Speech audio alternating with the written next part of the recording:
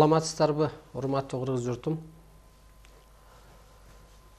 Ушу баарыңыздарга белгилүү кыргыз журтуна бир чоң жоопкерчилик жүктөлгөнүн, кыргыз журтуна ушу адамзатты улуулукка калыптандырууга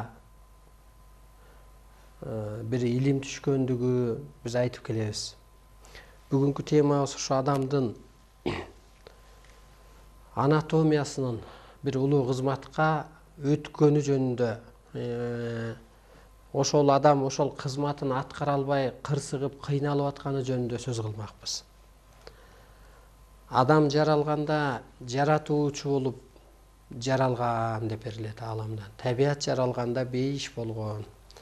Адам жаратуучулук касиетин жоготкон кезде анан пендеге айланды. Эми жаратуучулук касиет болгондо периштелик сыпат болгон, улуу сыпат болгон. Мисалы кыргызда айтып коет го, сөзгө турган илгери, сөзгө жыгылган, сөзгө маани берген. Же ошо макалында кыргыз эр жигиттин сөз өлгүчү өз өлсүн деп, же эр жигитти намыс өлтүрөт, коёнду камыш өлтүрөт деп мындай салыштырмалуу айткандай. Ансагандай ушу периштелик сыпат болгон. Периштелик сыпаттан биз пенде сыпатка айланып алган кезде анан ошол байлык, бийлик деген түшүнүк, өзүмчүлдүк, көрө албастык, ичитарлык, ар кандай агым дин ошондо пайда келип чыккан болуп. Эми ошо башатка кайтуу кайра куюну жүрүп атат. Ошол кезде азыр эмне болот дегенде, бул жаңы доордун өзгөчөлүгү ушул болуп атат. Алтын доор бул энергиялуу доор. Алтын доор бул касиеттүү доор. Алтын доор бул кыргыздын доору деп берилет. Эми алтын доор деп эмнени айтабыз деп мындай жалпы айтылып коюп атат. Эми алтын доор болгон деп. Өткөндө окумуштуулардагы ушу батыш окумуштуулардагы азыркы мындай жайдак жерлерди көрсөтүп атат. Золотом веке депчи. Здесь был растение. Мындай өсүмдүктөр болгон, бийик бактарактар болгон деп. Эми аларды ана издеп чыгып атат да, ошол тамырлары болгонбу мүмкүн. Ошого карап айтып аткандар. Золотом веке деп атат. Демек, бул сөз дүйнөдө деле бар экен. Батыш өлкөсүндө деле бар экен. Ансаганда эми ошо алтын доордо эмне болот? Бул алтындан адам кийим кийинип калабы же алтын тактага отуруп калабы? Алтын деген эми ушул темирдин, мисалы мына түшкө эгер алтын сөйкөбү, шакекпи же алтын таап алабы, түшкө кирсе, бул касиетке жетишүү. Алтындын өң өзү сары го. Мисалы май дагы түшкө кирсе, сары май. Бул дагы сүттүн, актын жеткен чеги сары май болгондой, темирдин жеткен чеги дагы сары май болуп атат. Демек, алтын болуп атат. Демек, ушу адамдын өсүп жетилген чеги, табияттын өсүп жетилген чеги алтынга салыштырылып берилсе керек. Ушу алтын доордо адамзат, ошо алтын доор келди. Алтын доордо адам кандай болот деген ушу табият бейишке айланат. Адамдын жан дүйнөсүндө ошо бейпилдик болот. Ушуну алтын доор деп айтылат. Ушул жашоону адам бейиш деп жашайт. Чындап эле да бааласаң, ар бир күн деле, ар бир саат деле бул бейиш да өзү. Мына Кудай күчтүү дейбиз, арбай күчтүү дейбиз, же высшие силы дейбизби, жогорку күчтөр күчтүү дейбиз. Бирок аларда тамак жеп аткан жок да. Алар бир банан жеп, же алма жеп, мындай кекирдегинен ырахаттанып аткан жок да. Демек, бул жашоонун дагы бейиши бар экен да, мына карасаңыз. Ансаганда ошо алтын доор келет. Алтын доордо ушундай жашоо болот деген, ошол адамдын өсүп жеткен чегин, жана темирдин өсүп жеткен чеги алтындай, ошо сыяктуу сүрөттөлүп берилет. Ушу жаңы доордо адамдын анатомиясы өзгөрүлүш керек, психологиясы өзгөрүш керек. Адамдын анатомиясы астрологиянын ордун аткарып калыш керек. Же болбосо адам ошо мына оң тарабыбызда тургандай кудайлык сыпатка, арбайлык сыпатка, периштелик сыпатка калыптануу керек. Ошол сыпатты адам өзүнөн издеш керек. Бул жөнөкөйлөштүрүп көп айтабыз, бирок жакшы айтмайын, жаман айтмайын, жакшы жок деп коет. Же болбосо ошо кулагына куя бер дейт. Баланынбы, үй бүлөнүнбү, эртедир кечтир баары бир эсинде калат. 90% чыгып калса 10% калат. 99% чыгып калса 1% эсинде калат дегендей, ошо кайталап сиңирип, ушул адамзатты куткаруу азыр бизде милдет болуп атат. Бүгүнкү күнгө чейин адам өнүккөн жок, тетирсинче кыйрады, кырсыкты. Мына бул жерде берилет, Арстан Алай көктөн буйрулган адам, кыргызды ойготуучу, адамзатты куткаруучу деп. Анан мен деле капа болом. Ошо адамзаттын аң сезими ушунча түшүп кеткенине, аксакалдардын деңгээли түшүп кеткенине, энелердин деңгээли түшүп кеткенине, кыргыз өзүн тааныбаганына, канча каксап, какшап, өйдөлөтүп атсаң да өспөгөнүнө. Анан жайына койсокпу, бул кырсыкса кырсыксын, кыйналса кыйналсын деп ойлонуп, анан бул жерде куткаруучу дегенден кийин анан ойлонууга туура келет. Мисалы, куткаруучу кудукка түшүп кетсе да барып атат.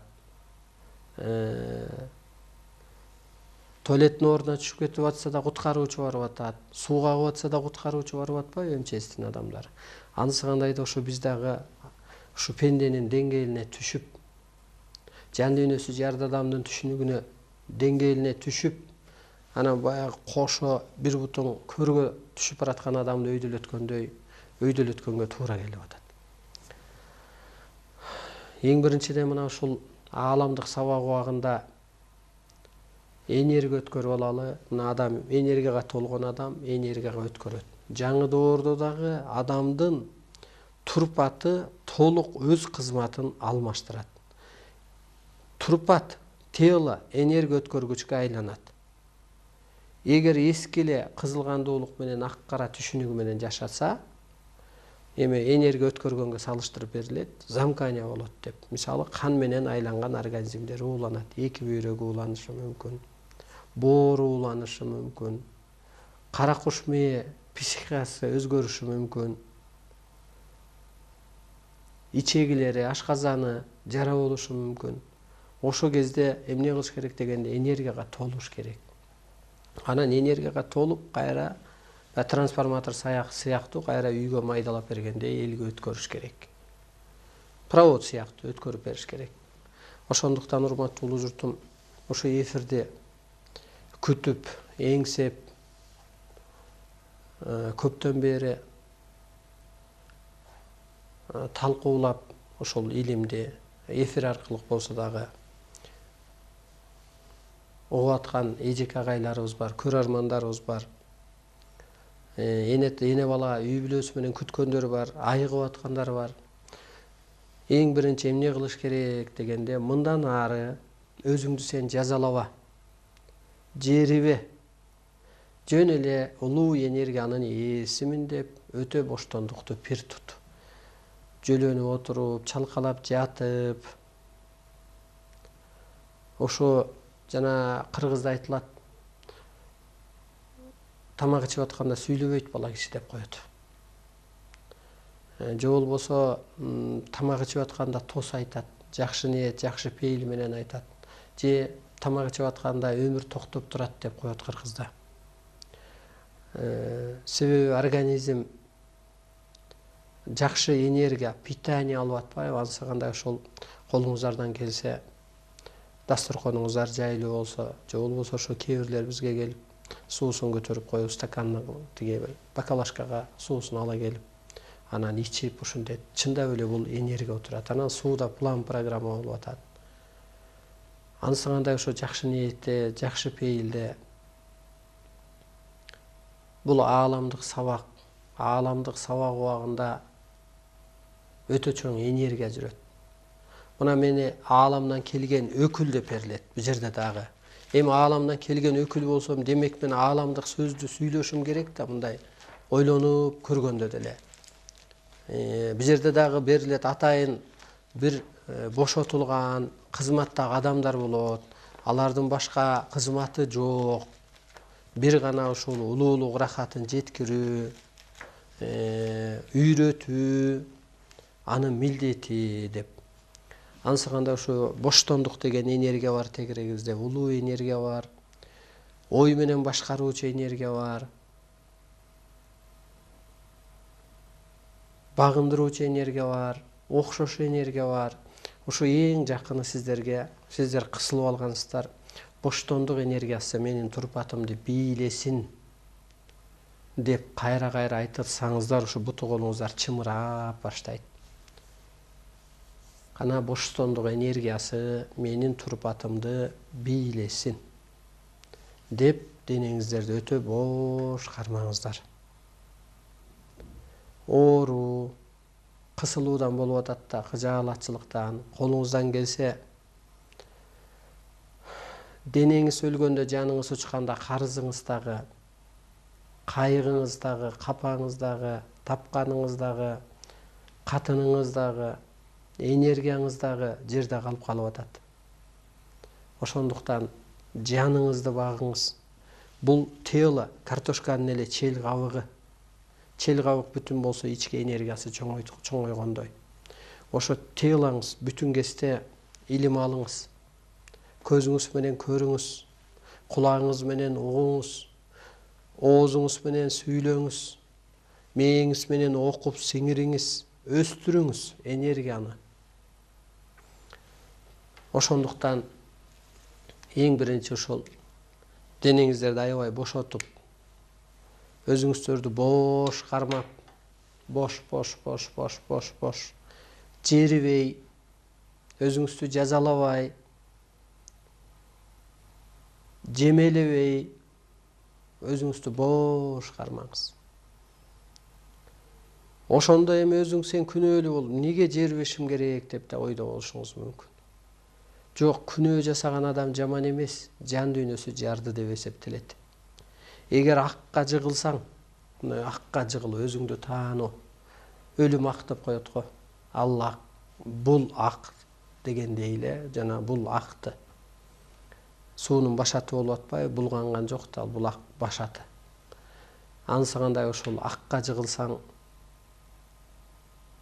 кайра жаралганга барабар. Парз милдетиңди билсең, аткарсаң, кайра жаралганга барабар, күнөөң кечирилет дейт. Ана ошо кайра бир кыры ушу дүйнөдө эки рахат болот экен, отурумдук рахат, анан улуу рахат. Азыр улуу рахатка адам өтүш керек болуп атат. Отурумдук рахат ушу көз караш, ак карага бөлүү, ичкиликпи, жамандашуубу, ушакташуубу, өзүн тааныбастыкпы, жылтыр-жылтырга кызыгуубу, дене рахатыбы. Мына ошонун баары денени уулантып келген экен. Мына кысылуу, кыжаалатчылык болуу, бирөөнү басынтуу, денени уулантып келген отурумдук рахат.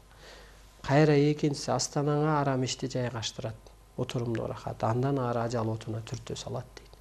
Азыр адам өлбөстүк милдети болуп атат. Адам өлбөскө өтүш керек. Мына өлүм сырын таап бердик. Кысылуудан, кыжаалатчылыктан, көрө албас, майда түшүнүктөн өлүм пайда болуптур. Ошондон эле оору пайда болуптур. Өзүңүздөрдү бошотуп ушу улуу рахат. Улуу рахат эмне кылат деген денени нурдантат. Эми ошондо энергия толтурат. Мына ошо энергия өтүп аткан кезде. Ошо эфирден энергия өткөт. Мына энергияга толгон адам сөзү менен ичинен энергия чыгат. Ошондо жана уктап калып атканыңыздар, буту колуңуздардын чымырап атканы, ооруган жериңиздердин басылып атканы, аң сезимиңердин биектеп атканы. Ошол сиңиш үчүн улуу рахатка өтүңүздөр. Улуу рахат ушу денени бошотуу, тыштоо, баардык мындай нерсе. Буту колуңуздарды контролдоп, ийне сээрди, ийнени көргөндө адам кысылып алат, анан бошот дегенде анан ийне кирет го, болбосо кирбейт. Ансыгандай бул бионур энергия дагы, адам ошо өзүн бош. Колуңуздан келсе жатыңыз, ушу диванбы, креслобу. Ушу энергия өтүп аткан кезде уктап да каласыз, ады эле жакшы. Эң башкысы бошонуу. Анан мээ бош болсо, дене бош болсо, анан эс тутум ошондо пайда болот да. Улуу рахат денени нурдантат, анан кубултат, башка кызматты аткарат. Мына энерgia өтүп атпайбы? Кубулуп башка кызматын аткарып атат. Мына менин турпатым башка кызматка өтүп алган. Энергия өткөргүчкө айланып алган.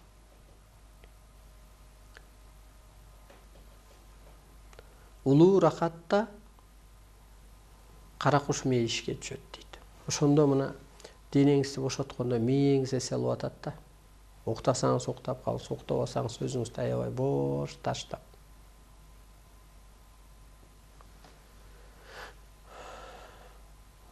Өзүңүздөрдү бош кармаңыздар. Ааламдык сабак убагында эмне болот дегенде, могу аалам күчтөрү кызматта болот. Мазар ээлери, ар бир адамдын жөлөмө күчтөрү кызматта болот. Ар кимдин ошо ордуна, касиетине, тазалыгына, кудуретине орду бар адам, атанын орду бөлөк, аганын орду бөлөк да. Ансагандай ошо касиетиңизге карап калыптандырат. Калыптандырат деген о иняндан чыгарып адам арбай этапка калыптандырат. Улуулук сыпат калыптанат, мүнөзүңүз өзгөрөт. Эки көзгө көрүнбөгөн бионур энергия аркылуу пене кутчага операция жасалат. Мына бизге ошо сиздердин көзүңүзчө эле чалат го. Апам ошо медицина баспайт деди эле, ошо сиздин эфирден басып кетти деп мисалга. Эми бул чындык. Анткени ошол касиет бербесе адамзат бирикпейт эле. Азыр каражат менен бирикпейт, ошо касиеттүү бир адамга биригет. Бул чындык. Ошо калыптандыруу касиети ыйгары болот. Эки көзгө көрүнбөгөн көп сырлар, нурлар берилет. Демек качкан касиетиңиздер келет. Сиздер мына үйдүн ээсин тааныбаган эмессиздер да, качырып алгансыздар. Улагадагы ата тегиңердин арбагын качырып алгансыздарбы, улаганы кулаштаба, учурашпа. Улагадан учурашпа, улаганы кулаштаба деген ошол. Тетиринчи жерге алып келип арам ишай каштырып салгансыздар. Ооба сиз кысыла берсеңиз, кыжаалат боло берсеңиз, Алладан сиз ден соолук тилеңиз, мейли намазыңызды окуңуз. Бирок кысыла берсең, сенин ден соолугуң каяктан оңолот? Бошотуңуз ошон үчүн. Өзүңүздү, ошо ден соолугуңузду эле, келечегиңизди эле, бүт адамдын өзүндө. Адам өзүнө өзү ишенсе, анан Кудай жакшы адамдар жардам берет. Өзүң ишенбесең, өзүң жарата албасаң, өзүңдү өзүң тарбиялап, өзүңдү өзүң тааныбасаң, кантип анан Кудай жардам берет. Кудай сактансаң, сактайм дейт деп илгертен айтылат го. Ансагандай анан азыр эле мына пожарга чуркасаң, Кудай кантип сактайт? Окко чуркасаң кантип сактайт? Поезддин астына чуркасаң кантип сактайт? Сактансаң сактанатсың да. Ошо ар бир кадамыңды сактан. Айткан сөзүңөн сактан. Ууруну дагы, урушту да адам өзү жаратат. Урушпайын, теңелбейин де. Урушукпаганга аракет кыл. Адам сактанса болот. Демек адамдын өзүндө баардык нерсе. Чеберинде, чоркогунда адам өзү жаратат. Сен аракет кылсаң, бу да сөздүн чебери да, бул чеберчилик. Чеберди силе колөнөрчүлүк эмес. Чоркок болсоң, эки ооз бата бере албай атасың, аксакал болуп алып, эне болуп алып. Мээңдин баары кысылып калган, ошон үчүн бошот, кара куш мейишке түшсүн. Агар, биз айтабыз го мына ааламда. Адам агарганда ошо ак нерсе тез жетет экен деп. Кара нерсе өзүн калыптанып калат экен, үй бүлөңө, бала чакаңа, табиятка таасир этет деп. Кайра мына бул жерде бышыгы бар. Адамдын жан дүйнөсү өспөсө, табиятта кыргын, кырсык, кыйынчылык боло берет. Адамдын жан дүйнөсү өссө, табиятта кыргын, кырсык токтойт. Караңыз, эмнеге кайра табиятта кыргын, кырсык болот дегенде, адам, то есть табият Кудайдын аткаруучусу, кабарчысы экен. Абада мына көзгө көрүнбөгөн күчтөр болгон адамдын психологиясын бузуп коюп атпайбы, замат барып муунуп өлүп алып атпайбы? Караңыз, бул ошол деле жазалоо. Мына ошентип урматтуу журтум, өзүңүздөрдү бош кармаңыздар. Адамдын телосы, турпаты көзгө көрүнгөн жашоону тейлөөчү ок болот. Бул кандай деген түшүнүк? Же телохранитель болот деп берилет. Ошондо сен жакшына болсоң табият сакталып турат экен да. Сен үйдө деле бир оордуң болсо үй бүлөң сакталып турат да. Тескесең, кеңеш берсең, соттосоң, кези келгенде мактасаң сакталып турат. Ансыгандай да ошо табиятка сен мээриң төгүп турсаң, табият сакталат. Мына адамзатты куткарсаң, ушу көр оозунан өйдөлөтсөң, адамзат уланып сакталып турат. Адамдын телосу ошо кызматка жаралып келген экен. Мына оозубуз менен кеңеш берип атабыз. Оюбуз менен энергия жөнөтүп атабыз мына азыр. Оюбуздан энергия кетип атат. Мына ошондо бир адам ак карадан чыккыла деп, мына ак карадан чыгып адам көккө айланыш керек. Ошо көккө айланган бир кереметке жетип калган арстыңбай сүйлөгөндө, анан ошо эфирден энергия алып адам айыгып атпайбы? Уктап калып, уйку басып, баш оорусу басылып, ар кандай. Мына көк теңир кереметине ошентип адам жетет. Анан ошол бир көк теңир кереметине бир адам жететкен дагы, анын сыйкыр аурасынан от, суу, таш, абада арбай мазар ээлери программа амалы алып кететкенде анан дүйнөнү тегеретип, тегиздеп ошол адамга алып келет. Ошол элге алып келет, ошол журтка алып келет.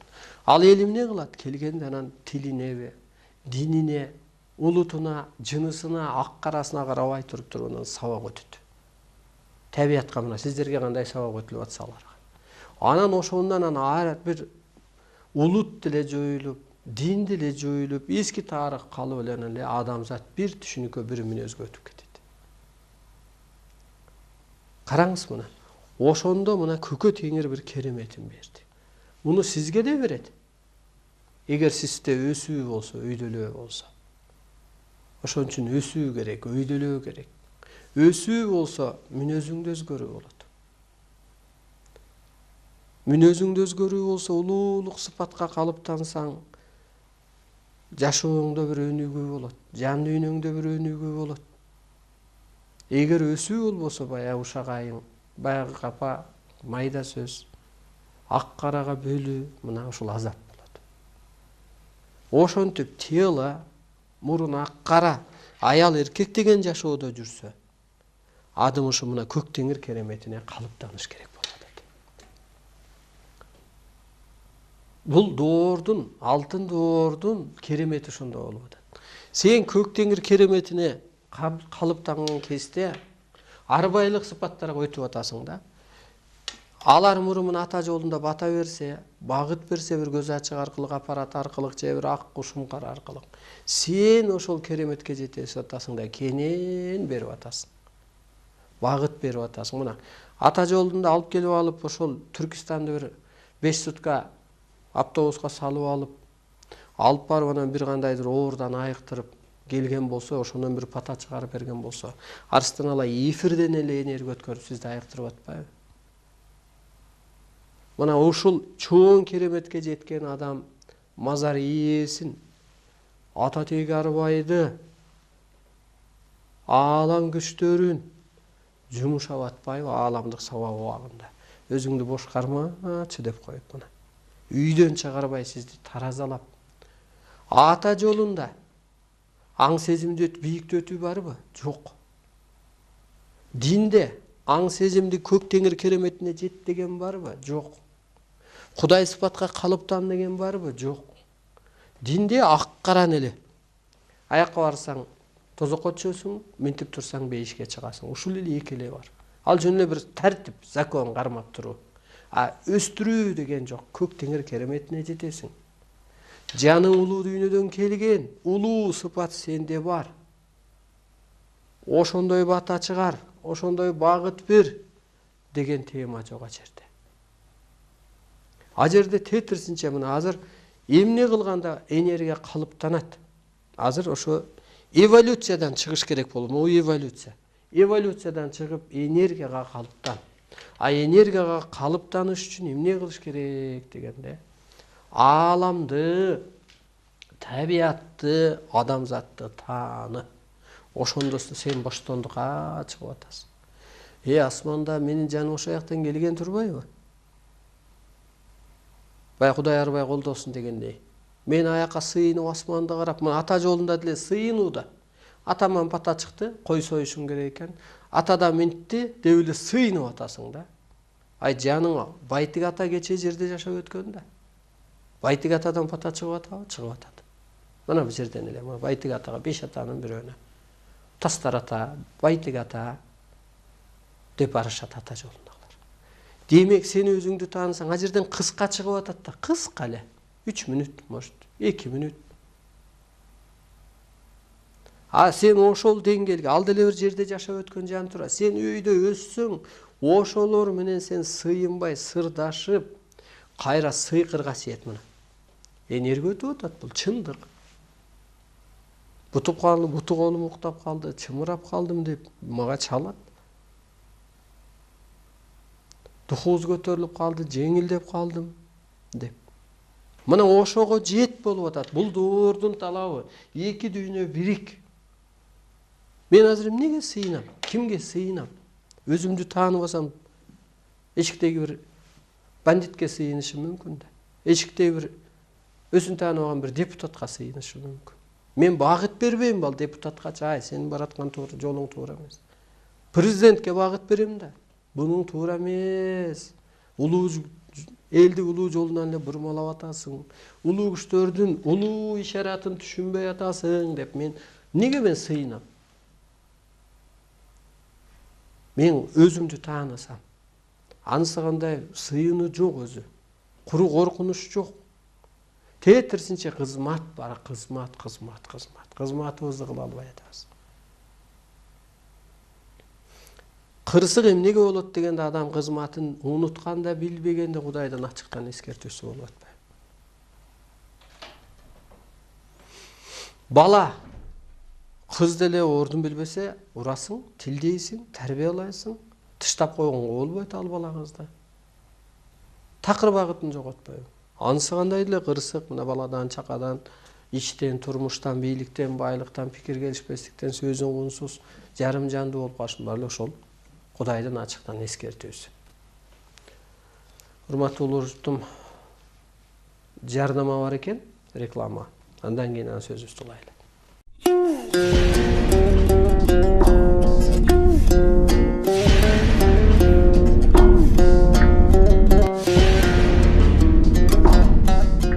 Мына ошентип урматтуу журтум, ак-карадан чыгып,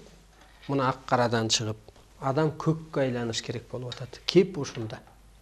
Ошондо көк теңир кереметине, мындайча айтканда, же жаратуучулукка айланыш керек болуп атат.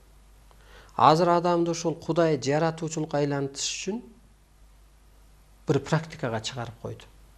Адам мына ошол адам этапка, арбай этап, ушул этаптарга калыптаныш үчүн бул улуулук сыпат деп коет, улуулук касиет деп коет. Улуулук касиетке ар бир адамга азыр милдеттүү өткөнгө. Анан ошого өтүп бараткан кезде анан кырсык болуп атат, кыйынчылык болуп атат. Бул кандай дегенде, иштен, түштөн, бала бакырадан, турмуштан кыйынчылык болуп. Ошол кезде өзүңдү өзүң жаратышың керек. Өзүңдү өзүң көтөрүшүң керек. Мисалы мына менин духумду эч ким түшүрө албайт. Менин духум эч кимге багынбайт. Сен духуңду түшүрүп кой эртең. Ким гана басынтпайт, ким гана депсебейт. А дух бийик болгон кезде анан ошо сыйкырчылык иштейт. Дух бийик болгондо жаратуучулук иштейт. Кептин баары ошо духта болуп атат. Руханий өскөндөрдү мына инопланетаны талкалайт. Руханий өскөндөр динге, ак-карага берилип алган. Себеби ал улуу күчтөрдүн законуна туура келбейт. Анан бул кандай дегенде, ааламда жок да дин. Ааламда улут жок да, аякта бир гана улуу мыйзам бар, улуу закон бар, улуу түшүнүк бар. Жерде эле биз бөлүнүп алганбыз, уруу болуп, улут болуп, динге бөлүнүп, саясатка бөлүнүп, байлык бийликке бөлүнүп, кыш жазга бөлүнүп, бирибиздин көкүрөгүбүздө кыш, бирибиз болсо жаз, бирибиз болсо күз, мисалга. Караңыз. Мына ошол кезде анан улуу күчтөр азыр ошол улуу мыйзам түшкөндөн кийин жерге түштү. Эми эмне болот дегенде, ар адам ошол улуу сыпатка калыптануу керек. арбайлык сыпатка, инопланетанын сыпатка, ошол калыптанган адам асмандан эчтеке карабай туруп анан сындап атат. Сындаш керек. Мисалы Арыстан Алай сындайт. Арыстан Алай өзүнүн тобу, шамандары деп коебузбу, өзгөчө адамдары деп коебузбу, илимдештери деп коебузбу. Мына ошолор болуп биз сындайбыз, соттойбуз. Бай баланы тескегендей эле. Көзү жок эле соттойбуз. Мисалы мына эски адамдар. Мына байлар, президенттикке бараткан байлар, болом дегендер. Элге жакшылык алып келдиби? Жок, жакшылыгынан жамандыгы көп болду. Демек булар соттолуш керек, иши жүрбөш керек, токтош керек. Себеби бул өзүмчүлүккө тартып атат, бурмалап атат. Бул жаңы доордун адамы эмес. Деп баягы асиеттүү адамдар тескегенде караңгы күчтөр ошол ишаратты аткарат. Батыш өлкөсү туура жолдо бара атабы? Жок, туура жолдо бара аткан жок. Себеби ааламдык мыйзамды түшүнө элек. Ааламдын талабын билбейт. Табияттын ишаратын билбей атат. Бир жер дөрт болуп атса, жан талаш өчүрөбүз деп атат. Ишарат берип атат, ал Кудайдын кабарчысы, аткаруучусу. Ар бир адамды деле азыр. Мына ар бир адам азыр соо эмес, ар бир үй бүлө соо эмес. Анан ошентип батышты соттойбуз. Эми ошентип бир адам ошо теңирдин теңи, жердеги тең. Мына бу жерде берилет, мына аткарып аалам милдетин аруулап элди баратат. Арыстан Алай жөнүндө мындай такталган ааламдан. Берилген узун өмүрдө көп ийгиликти жаратат. Өзгөртүп тарых барагын өзгөчө жашоо жаратат. Ак эмгек менен өмүрдө арыстанын биздин көңүлдө, ааламдан көкөлөтүп көрүп берген, өзгөртүүгө ал мерген. Мына өзгөртүп атам көп адамды ушу эфир аркылык деле атайын эле ааламдан арын алып ал элге ал келген. Жаралган жалгыз ал инсан ийгиликти жаратып алга карай баратат. Аруулап ички жан дүйнөсүн, жаңы адамды жаратат. Так илим берип баратат, бакыт өлөт, бакыт жаратат. Ооба жан дүйнөңүз бийиктесе, жаңы бакыт, жаңы түшүнүк пайда болот да. Мына ансыгандай азыркы кыргыз журту ошо дүйнөнү бийлейт деген ошол. Себеби кыргыз журтунда арбайлык сыпат болгон, периштелик сыпат болгон, кудайлык сыпат болгон. Ой Болсунбек, болот, Бурул деген аттар кайдан чыккан? Болот, жакшы болот. Баары ордуна келет, Келгинбек, Келин деген эле уже келгин деген түшүнүктө мисалга. Ошентип ошол сыпатка калыптанат. Кыргыз ааламдан келген өкүл ошон үчүн жер жашоосунда жакшы жашай албайт, батпайт. Иши жүрбөйт жер жашоосунда. Мына кээ бирлер айтат, могу кафе, сафе, ишкананын баары эле уйгурдуку, анан базар балекеттики, анан түлүкөт. Кээ бир адам ошого калыптана албайт. Кудай арбай, ата тег арбай жол бербейт, анткени адамдын ал башка жолго түшүп кетмек, аң сезимин өлтүрүп алмак, жан дүйнөсүн жардылантып алмак. Мына ааламдан келген өкүл. Ааламдык улуу сыпатка калыптаныш керек да, ошо касиети менен дүйнөнү тегеретип, тегиздеп келиш керек. Кыргыздын ушу куралы ошол болуп атпайбы? Аба. Абада воздух, духтар, мазарелери, моюдун ээси көзгө көрүнбөгөн куштар. Сен айткан кезде мына бу жерде берилет. Арыстан Алайдын айтканын жерене 7 катар жер, 6 катар аалам, жөлөмө күчтөр коштоп колдоп мөөр басат. Анан дүйнө тегеренип, тегизделип келет. Анан келгенде биздин милдет улуу адам катары эле мына кайра илимиңди бер. Же болбосо бу жерде так табият жер адамын аргасыз кыргыз элине багынуучу теңир буйруган көсө, жана от көсөгөн көсө жагып, жан дүйнөлөрүн ойготуучу, жазалоочу сабоо дейт мына. Сабоодо жүндү кандай сабап иретке келтирет. Ансыгандай биз ошого гана дайым болушубуз керек келгенде. Ошентип бир окко карап адамзат айланат. Бир ок бул Арыстан Алай. Ошондо Кудай жерге түшпөйт экен да, периште жерге түшпөйт экен да, ошондо мына кереметин алат. Бизди башатта жери деле ошо диндеги адамдар. Бул эмнеге чыгып атат? Азыр болсо тетирсинче туура сүйлөп атат. Майдалап чечмелеп берип атат деп өздөрү күтүп көрүшөт. Бул чындык. Чындыкты эч ким жашыра албайт. Бул клеткага сиңген энергия. Бул төкмөлүк эмес, акындык эмес. Бул ичтен чыккан чоң энергия. Ошон үчүн ушу ааламдык сабак убагында өзүңүздөр көрүп атасыздар, айыгып атасыздар, энергия өтүп атат. Бул чоң өзү керемет. Сиз айыгып атасызбы, энергия өтүп атабы? Сизге энергия өтүп атканын көрүп атасыз. Демек, Арсталай күнү менен, түнү менен дүйнөнү да ошондой тегеретип, тегиздеп атат. Бир жерин соттоп, бир жеринин духун көтөрүп, мисалга, анан ошентип, анан тегеренип келет. Бул жерде так берилет. Ушу кара куш бүме. Мисалы мына ою менен жамгыр жаадырганда, колу менен барган жок. Ою менен касиеттүү адам болгонбу бул? Болгон. Эмнеге? Керек убакытта душман келдиби? Башына үш түштүбү? Чапкан атабын ошо кезде. Же эгин тегинге керек болдубу? Анысы кандай эле азыр ошо кыргыз улуулук сыпатын жоготту деген ошол. Улуулук касиетин жоготту деген ошол. Улуулукка улуу кыргыз дей бергенибиз ошол. Улуу десе эми жөн эле бир сөз катары көрүп атат да. Ошентип анан улуу кыргыз калыптанбаса дүйнө кыйрып жок болот. Анткени багыт бере албасаң үй бүлөң кыйраган атпайбы? Айылың кыйраган атат. Урууң кыйраган атат, мындайча айтканда. Кыргыздын башына бак конду десек болот. Бирок бакты дагы оомат келди. Ооматты да мээнет менен кармаш керек. Так берилет ааламда. Кыргыздар деле айтат. Мээнет жалпак дейт, бул кеткис депчи. Оомат тоголок деп берилет го. Анысы кандай ооматты да өтө чоң изилденүү менен, сиңирүү менен, калыптануу менен кармаш керек. Калыптаныш керек ошо улуу сыпатка. Бирөөнүн сөзүнөн, бирөөнүн мүнөзүнөн, бирөөнүн түшүнөн, бирөөнүн жашоосунан керек болсо сабак алыш керек. Мына ошол калыптануу, ошол касиет менен дүйнөнү тегеретип келет азыр. Сен ошого калыптанып ал. Көчүрмө алып ал Арсталайга. Өзгөрүп ал, өсүп ал. Улуу сыпатка калыптан. Улуу же болбосо ата менен тең ул, ата менен артык ул, кем ул дегендей эле ошо Теңир да айтып атат азыр. Динде эле жүрүп мага керек эмессиң, мендей болуп мага керексиң деп атат.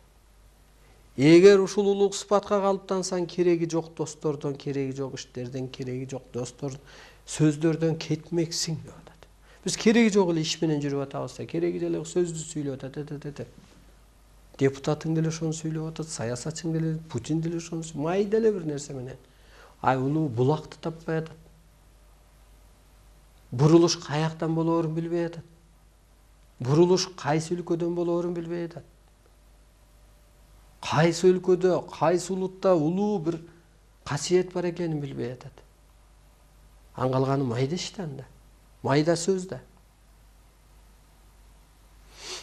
Мына ошентип урматтуу улуу журтум, чыныгы сөздөр менен болуш керек баардык нерсе. Ошондо убакытты жоюш керек энергияга калыптаныш үчүн. Эмне асманда убакыт барбы? Арбайда эмне убакыт барбы? Арбайда эмне сыйынуу барбы? Арбай бирдемеге сыйынабы? Арбай эмне намаз окуйбу? Арбай эмне акча чогултабы? Арбай эмне ичек ачып акча урдайбы? Асфальт жейби? Түндүк түштүккө бөлөбү? Ошо периште ошого бөлөбү? Бөлбөйт да. Периштелик сыпатка өтүңүзчү. Тетирсинче Кудай жараткан жаратылыш жараткандын жан дүйнөсүн көркөм чыгармасы. Жаран, сыган, орус, кыргыз жана башка улут. Жараткандын жараны. Адамды эмнеге жаратты? Кыргызды эмнеге жаратты? Тең жашоону кармап бер деди. Калыстыкты сүйлө деди. Чындыкты айт деди. Мен жаратканды улап сактап бер деди. Кана кылып атабызбы ошо касиетибизди? Касиетибизди кылган жокпуз. Кудайдын ошо жер бетине бир бейишке жаратып койгонун билбей атабыз. Ушунча жайыл дасторконду бергенин, Керемет эле жашоо азыр баардык нерсе бар. Ошогунан албай дагы эле найразыбыз. Эми өзүңдү тааныбасаң найразысың да. Өзүң капасың да керек болсо. Урматтуу улуу журтум, көккө айлан, ак карадан чык, көк теңир кереметине жет дагы табиятты жашылга айлан деп берилет. Табият сага көз каранды деп. Бул чындык ооба. Эл бузулса жер бузулуп атпайбы? Ааламдан берилет мына. Кудай аялды алсыз жараттым, бирок өзүмөн кийинки сыйкыр керемет касиетти бердим деп. Периште делип атпайбы? Периштелик сыпаттан аял кетсе, байкуш эр бузулат. Эр ошо эл башчысы бузулса, эли бузулат. Же болбосо аялдар бузулса, эрлер бузулат. Мына бу жерде айтылат периштелерде. Дүйнө элинин туңгуйукка такалып бүгүн жол таппай калганын себеби энелердин жоопкерчилигинин, өзүнүн тааныбастыгы, балдарды туура эмес тарбиялагандыгы дүйнө эли келип туңгуйукка такалып атат. Онан аял бузулса, анан эр бузулат. Эр бузулса, эл бузулса, жер бузулуп атпайбы акырында бар. Ошондо адам азыр көккө айланып туруп, анан табиятты бейишке айлантыш керек болот. Мээрим төгүш керек. Кантип бейишке айлантасың? Ал жөнүндө өтө чоң китеп бар. Ал жөн эле эмес. Ошо жамгырды кандай жаадырасың дегендей эле. Алыбыздын келишинче күрөшүп атабыз. Бирок бул жерде так берилет. Ар бир адамдын ою, психологиясы, аң сезими асман жерге, аба ырайына, адамзатка таасир этерин билип, мээримдүүлүктү мүнөзүнө калыптандырсын деп. Күлүп жайна. Жок дегенди ичиңе мээрим төк. Кимди жакшы көрөсүң? Күйөөңдүбү? Балаңдыбы? Аялыңдыбы? Кызыңдыбы? Ошондой эле элдин энеси деле ошондой. Элдин эри деле ошондой. Элдин баласы деле ошондой. Сен мээрим төк. Неге бир адам менен такалып аласың? Баарынын жаны бар да. Жаман адам жок да, жан дүйнөсү жарды адам бар. Мээрим төк. Жакшы көр. Аны көрүп турат. Көк асман күчтөрү, Кудай, анын улуу кызматчылары, ата тег арбайлар, көзгө көрүнбөгөн күчтөр көрүп турат. Ошо арбагын сыйлаган бар дайым.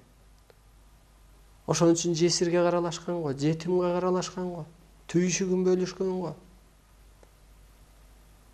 Арбайга болгон сый чоң болгон, өтө чоң бул идеология, философия болгон. Эртең жаның ааламга барганда анын ата тегин арбайына не деп жооп бересиң? Мына урматтуу улуу журтум. Ошентип адам көккө айланыш үчүн акка айланыш керек болуп атат биринчи. Агарчы, ойлонайын тазарчы. Кара эмне болот экен? Кара өзүңө таасир этет экен. Адамдын жаман ой өзүнөн артпай, өзүнө таасир этип талкаланат. Себеби абада ошондой эсеп башталды. Өзүңдө жакшы болуш үчүн акка айланчы, мээрим төкчү. Анында жаны ааламдан келген турбайбыз, ааламдык бир тууган турбайбызбы? Кудайдын дегенде бир деминен жаралган турбайбызбы? Эртең деп дем алса баарыбыз кетет турбайбызбы? Бир кандай честь дегендей бир түшүндүк. Ааламда жерде жамандашпагыла. Ааламда ар бир адамдын руху бар, ошого карап мамиле кылгыла. Мээрим төкчү, ошо өзүңдө жакшы болсун десең. Ошондо сага энергия топтолот. Душманды тууган көр. Тууганды бейтааныш көр. Кудайда эмне бир тууган барбы? Арбайда эмне бир тууган барбы? Жок да. Баарына калыс тегиз да. А жерде тең гана эсеп бар да. Бир улуу жыйынтык бар. Келиңиздер, жер үстүндөгүнүн баары жердешпиз мына. Келсин.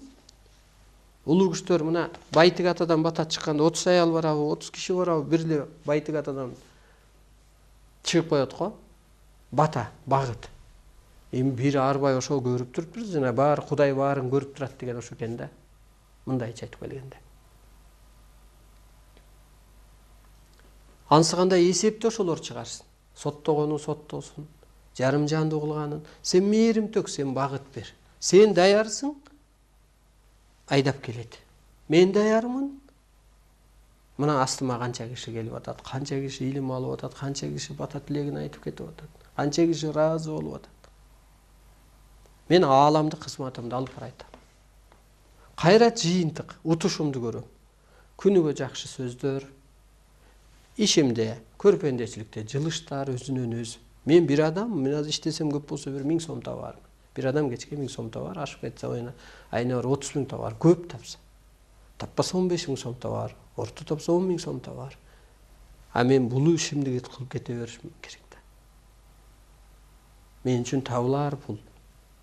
Анысы кандай деле сиздердин ордуңуз барбы? Башкадан жолуңуз болбой атабы? Пендечилик жашоодон, бизнестен, бир башкадан жолуңуз болбой атабы? Демек а жерде эмес, бул улуулук мына кызматта, уукта сиздин ордуңуз. Келиңиз, керегеге кызмат кылып бериңиз, карапайым элге, улуттарга. Ошондо жолуңуз ачылар. Ошондо духуңуз көтөрүлөр. Ошондо көңүлүңүз тынчыр. Ошондо бизнесиңизге, менчик ишиңизге амал кирер. Эң башкысы мында өлбөстүккө өтүп алып болуп атат. Мына көңүлүң тынч. Жан дүйнөңдө бейпилдик, бейиш. Мейли эртең бай өлөт. Миллиардер өлөт. Себеби ал кысылууда, кыжаалатчылыкта. А менде ал жок да. Тетирсинче күнүгө жашар. Кебете кешпириңен көрүнүп атат керек болсо. Бырыштардын кеткенинден. Мына караңызчы, урматтуу улуу журтум. Ааламдан эмнени гана бербеди. Өлбөстүккө пайдабал түптү деп атат. Өлүм сырын таап берди. Убакытты жой, эмоцияны жой. Эң биринчи закон ошол. Андан кийин биригүү, мына биригүүлөр көп болуп атат. Өссө биригүүлөр болот да. Анан куткаруу, бири-бирибизди куткарып атабыз. Эски түшүнүктөн, майдачылыктан, эмоциядан. Анан жаратуучулукту иштейт. Жаратуучулук мына сизде менден энергия өтүп атабы, айыгып атасыз. Бул жаратуучулук эмне? Айыгып атасыз да. Бул чындык. Бутуңуз чымырап атат, энергия кирип атат. Мына жаратуучулук чекесинен эле айтканда. Анан убакыт энергияны жейт. Динде аябай иликтеп көргөндө эми муну эртедиргештер могу ааламдык илим дагы, могу өзү жашоо дагы тактап чыгат. Дин адамды карайтып атат, карартып атат, карытып атат, эмоцияга алып барып атат. Могу жаңылоордун талабына эч төп келбейт. Себептерин айтып берейин. Биринчиден ак карага бөлүп атат, улутка. Кыргыз деле канчага бөлүп атат, динсиз деп атат, теңирчи деп атат, мисалга. Дагы бир айтпаган сөздөр, шайтан кирип кеткен, жин кирип кеткен, дагы бир башкалар дейт. Биз бөлгөн жокпуң го мына. Улуу сыпатта бөлбөйт турбайбы? Баары бир өстүрсен. Көрөсүнөн сууруп ал, богоордунан сууруп ал, оорусунан сууруп ал, куткар тетирсинчи, жан дүйнөсүн бийиктет. Ак карага бөлүп атат. Экинчиден аял эркекке бөлүп атат. Улуу сыпатта жок. Жан бар, жан эсептелет. Эркексиңби, аялсыңбы, жамансыңбы, жардысыңбы, сен жарансың, жараткандын жаның аманат нуру. Бөлбө сен аял эркекке. Майыпка бөлбө, уруулукка. Майып да бир керемет иштейт. Ошонун батасын ал. Кудай кайда десе ошол жан дүйнөсү жабыркап калган адамда, жүдөп жүргөн адамда ошонун батасын ал. Ошо жесир жетимде. Бөлбө сен. Мына. Ошол аял эркекпи? Мына динде бөлүп атат. Эне биз айтып атабыз, үйүн элинин түзүүчүсү. Эне жаратуучу күч деп айтып атабыз. Мен. Эне Кудайдын сыйкыр керемет касиеттин ээси деп атат. Алар болсо 4 алыш керек. Анан күтүш керек, жана башка бир. Мына бөлүп атат. Андан кийин убакытка бөлүп атат. 5 убакыт намаз молдунда оку. Окубасаң тозокко түшүп каласың. Психологиялык оору болуп атат ал өзү. 5 убакыт эле Кудайды эстеп атасың сен мындайча айтканда. А мен секунд сайын, саат сайын Кудай оюмда. Илим, өсүү, өйдөлөө, неге мындай? Изилденүү, сүкүт. Жолдо баратсам, за рулем баратсам, отурсам, турсам, моктасам да. 24 саат бою, секунд сайын. кысып коюп атат да убакытка чектеп. Армияда деле ушу военный тартипте деле вечерний проверка бар. А ну-ка построились. Баланчаев, там Абдалдаев, Юров, Андреев дегендей. Если жок, үнү жок болсо, ким ответственный за это подчиненный там?